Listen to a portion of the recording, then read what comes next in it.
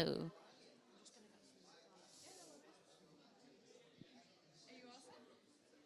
Yeah, I think so. Is it going to come up here?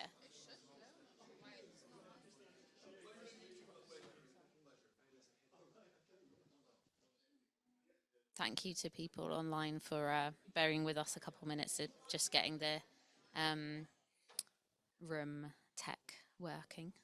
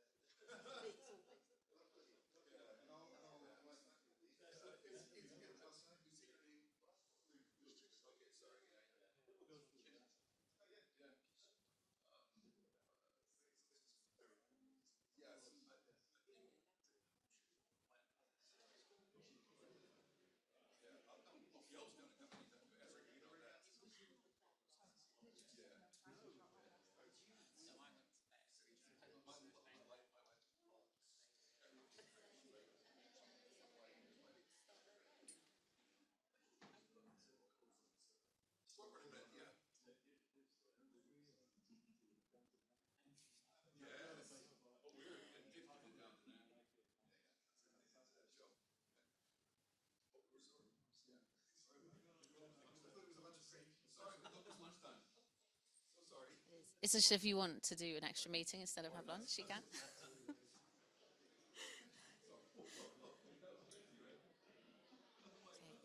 I think the organisation team are just checking how to get the Zoom like projected on the main screen, but I don't know if people online can hear anything. I'm just gonna look in the chat if anyone can hear anything. There's a couple people online. They're not saying anything, so I don't know if they can. This is this doing anything? It's doing something in the room. All right, okay, okay. I might just like start talking because it's 8 minutes past and we have got lots of stuff to go through. Oh, we can hear. Great. Okay. Thank you so much, people online. Hi. I am Matilda Rode. I'm from BSI, UK National Standards Body. I'm going to talk about AI and cybersecurity standards. People in the room can't see the slides I'm sharing, but I can just, they're not that important at the beginning. So I was just going to do a quick introduction of this session, which is really about getting feedback into standards development process and what BSI can do to kind of support the needs we have around testing out new ways of developing standards that can support age assurance, and particularly with a focus on how we can kind of liaise through between the activity happening in both AI and cybersecurity spaces. So yeah, I'm from BSI, which is UK National Standards Body, which at least one of you in the audience works at, so that's good. And I'm the AI and cybersecurity sector lead.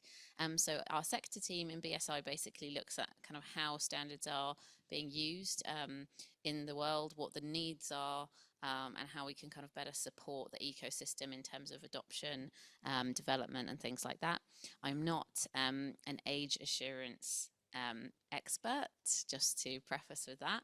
My background is in kind of data science and cybersecurity, but I'm really interested to learn from those of you in the room and online your feedback on how standards development through the kind of ISO system in particular is working.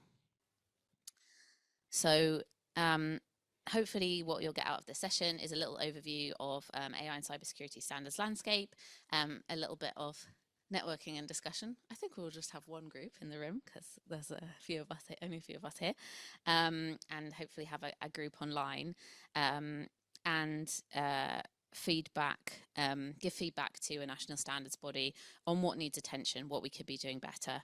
And then I'll provide everybody with access to notes from the workshop as well, so that you can have them for your own reference.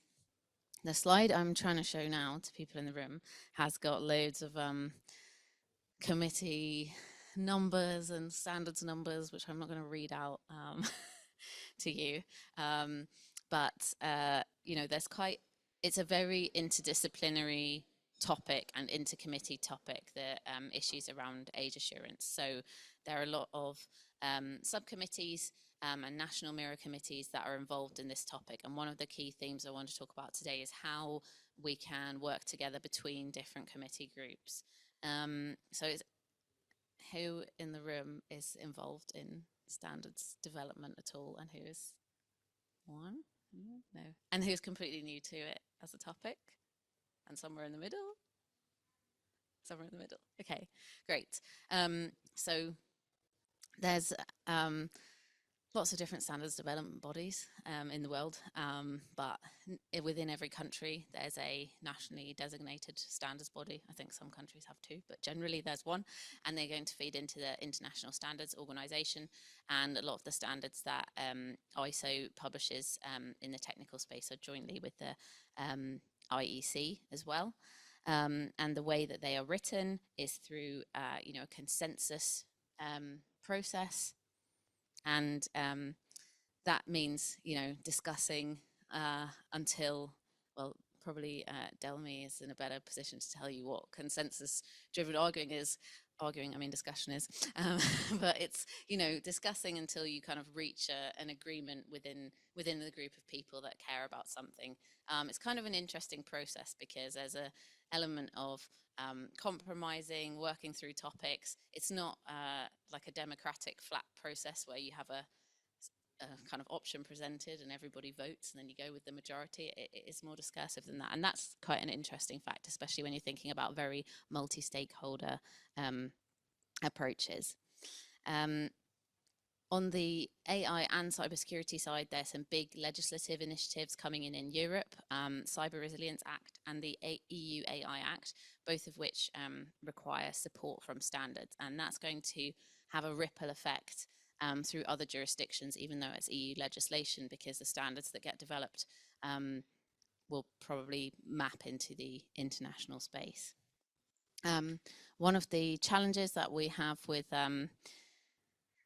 standards is around kind of discovery, navigation for companies. How can they find which standards are relevant to them, and then within the standards, which clauses are relevant to them. On the AI topic, we've got a project called the AI Standards Hub, which is like a searchable database online where you can look through all the AI standards that have been developed by a wide range of standards development organizations. This doesn't go down into which parts of which standards are relevant for which roles, but it's quite a useful tool for navigating the space. If you're interested in that topic, I'd encourage you to go there. There are some which are particularly relevant for age assurance, and this year, I think this quarter, we're expecting a new standard, a British standard on ethical use of facial recognition technology. And it'll be interesting to see how it comes to bear on this in this field. And when you're talking about technologies, we're obviously thinking about different applications, and there's a really wide range of applications that require consideration of ethical use. And I think that project has been born out of how it's used in law enforcement, but it obviously has big relevance to the age assurance topic as well. So for this workshop today, I wanted to kind of discuss 3 different topics. One is around sort of AI and cybersecurity risks and opportunities related to age assurance. I've got a like an online tool that we could use to capture our notes and ideas. It would be great if it was showing on the screen in the room, but people online should be able to access it. Thank you, that would be great.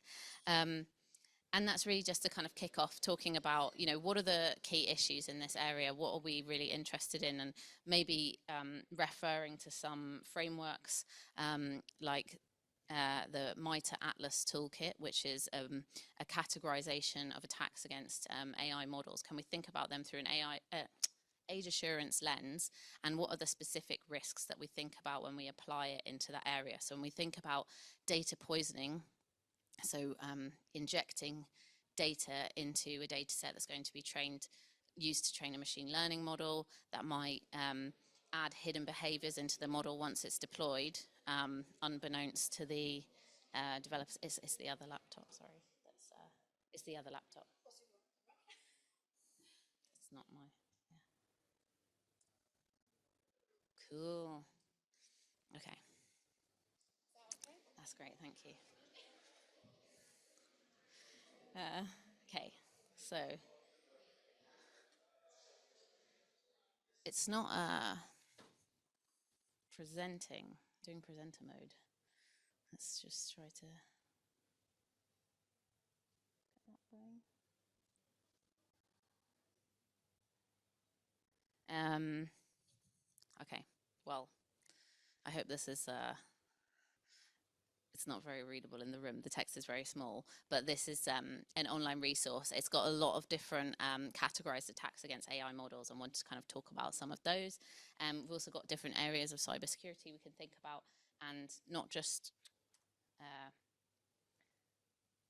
risks, but also opportunities. You know, could we be using cybersecurity for, I mean, age assurance technologies for things like continuous authentication and zero trust paradigms, or could we be pulling things out of that area through into the age assurance world? And how can we ensure interoperability between standards and good communication between the different committee groups?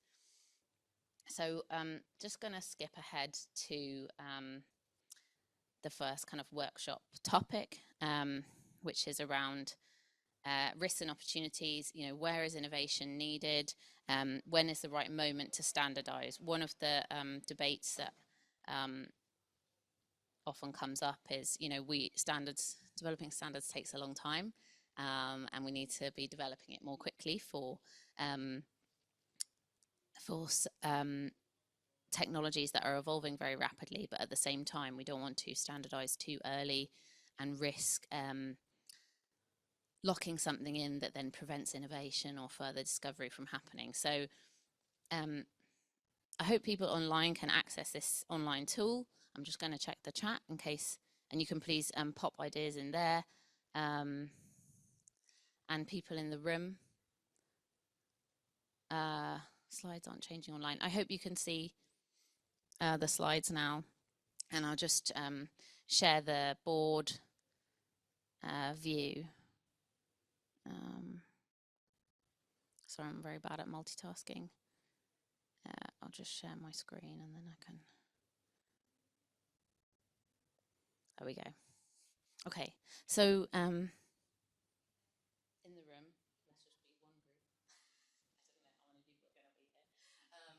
Are there any kind of key areas of innovation or risk opportunities that you see intersecting with these pillars around cybersecurity and AI? I mean, these are topics that I'm focused on, but I'm also interested in, you know, intersection with other areas like user experience, biometrics, and, you know, how like urgently is kind of innovation needed in these spaces, or how mature, any kind of key areas that you're focused on or you think are like missing pieces of the puzzle to enable age assurance technologies.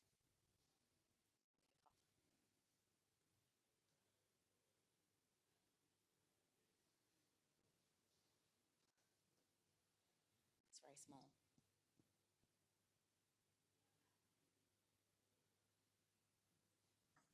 Or anyone online has any comments, you can put them in the chat, or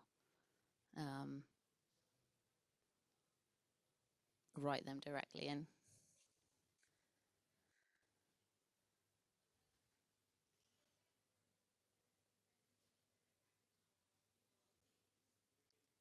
I mean, is this even a challenge area? Do you think that there's poor alignment between different groups, or do you think is the same people who have the skills, and, you know, the people who have the AI skills are working in the right areas? There's good alignment. The way the technologies are being developed is working well.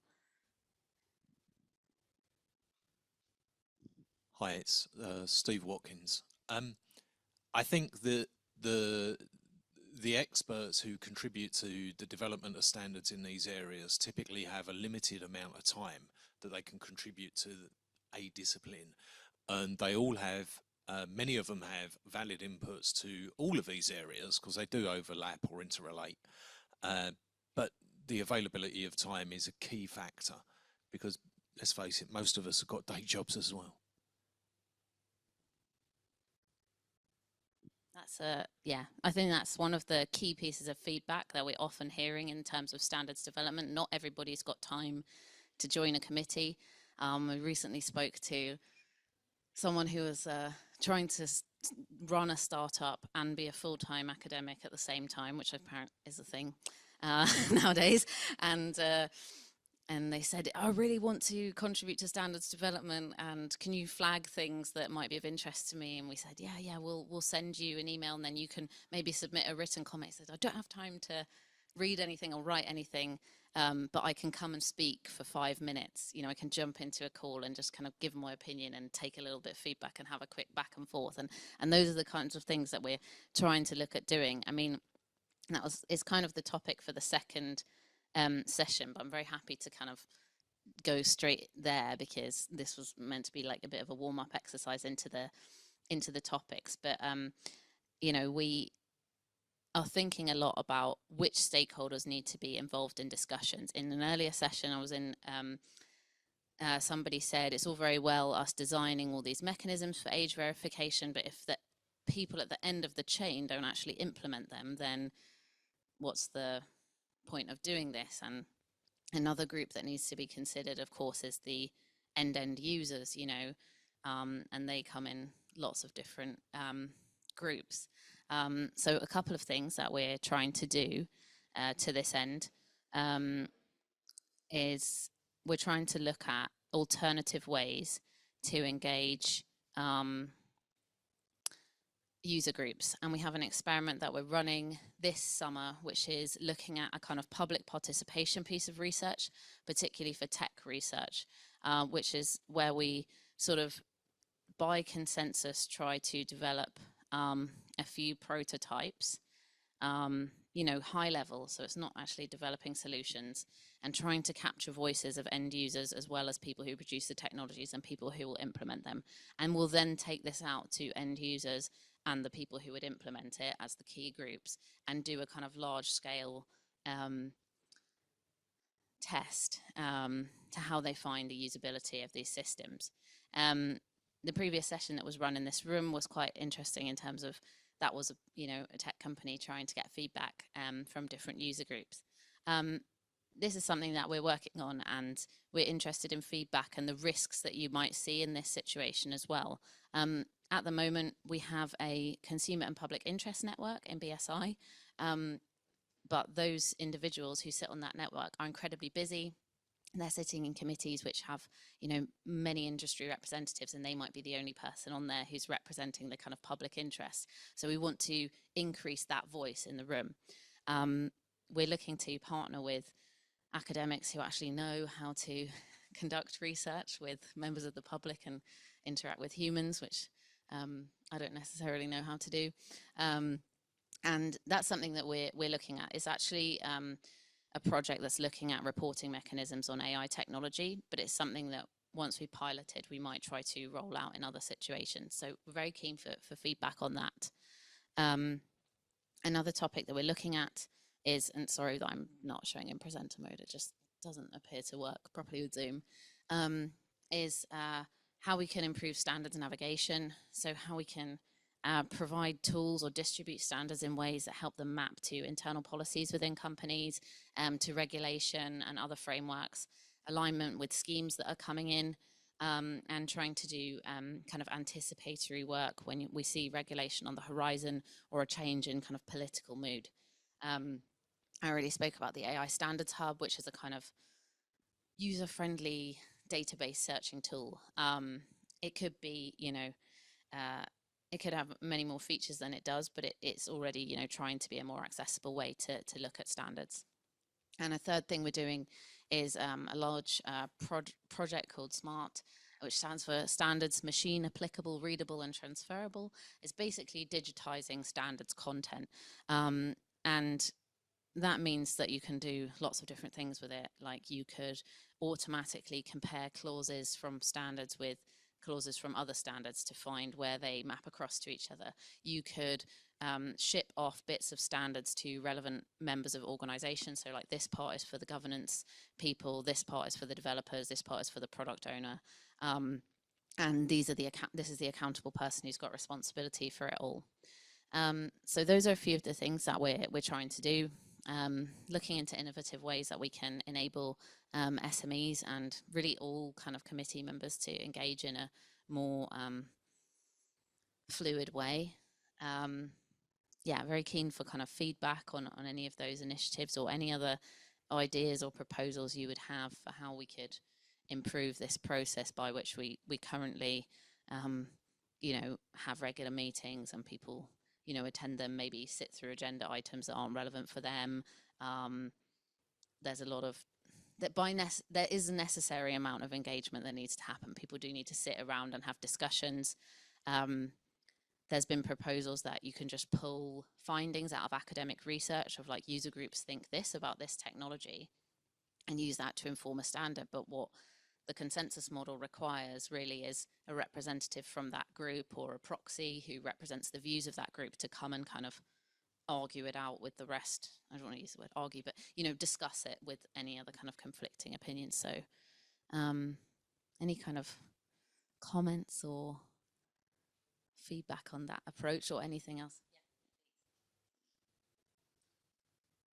Yeah, it makes me think a little bit about the academic research around participatory democracy. So like you have like local governments that actually try to have citizens involved in public decision making, especially when it's around budgetary priorities, and perhaps like the research that is done there is interesting to see, like how are you gonna have end users involved in the standardization process, and also make sure that not certain interests are overrepresented in the standardization procedure. And at the same time, like it's been a while since like I've done some of the projects I think like 8 years ago, but what I understood there is that you still see that if you're involving end users, you will still have like an overrepresentation of a certain kind of user. So in this case, for example, I can imagine that there are like the more technical people are more involved than actually like the normal end users or miners or people that are actually affected by the negative, that might be affected by negative consequences of the use of certain solutions, but that do not find their way to this standardization bodies, or that do not have like the, how to say it, the time to participate. But this is very general, so.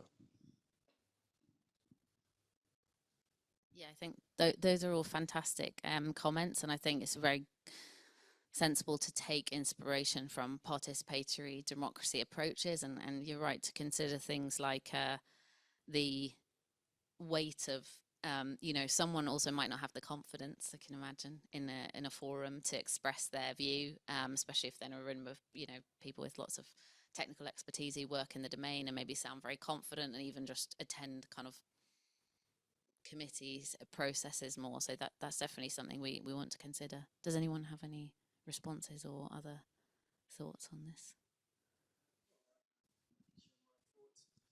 But I'm probably somewhat biased because I'm the national committee manager. So, it's quite interesting in a perspective. I haven't met a lot of the committee members physically or the international committee members. Many of them I've met like this week from being here. And I think it does provide a lot of value just to meet people physically. Those conversations that would probably take about 20 emails, several like Zoom meetings have been, we've exchanged information quite quickly. However, I also do think there is value in those Zoom meetings, just to, again, just exchange information in a certain amount of way again. So I think around this topic, there's just loads of discussion points, and yeah, smart standards, a a big area, a big interest area. But anyway, just a little bit of my thoughts. Yeah, well, your thoughts are incredibly valuable, and you're like deeply embedded in the processes, and I think that's, it's also about, not letting the perfect be the enemy of the good, and yes, we might not get everybody represented, but the more people who are represented is maybe a step in the right direction. I mean, that's to be debated as well. You don't want to take a skewed step at the same time. I think we're also, cognizant that the time involved for people to participate, even if we try to implement lightweight models, it's like not everybody in the country can be, or in the world can be, becoming mini experts on every single topic and having opinions on them, and there needs to be some degree of kind of people who will kind of represent views of the public, and how can you actually kind of benchmark that approach.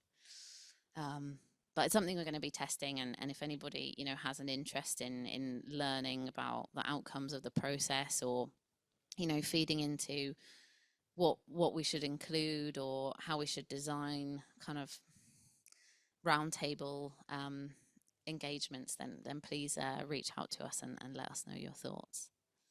I think we're going to move on to the third sort of topic for discussion, which is a bit around imagining kind of future worlds of age assurance.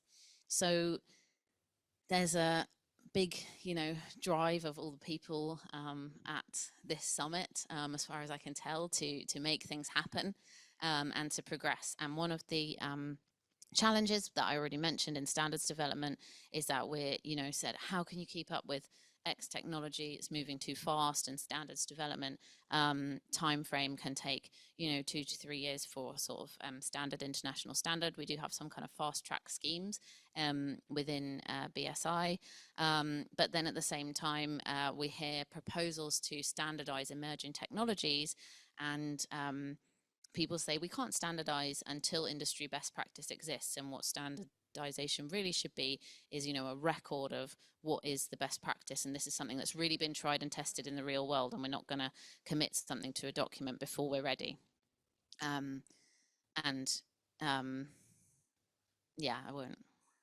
I was going to say, one of the challenges from the online safety bill is around, inspecting data that might be encrypted, and is the technology there to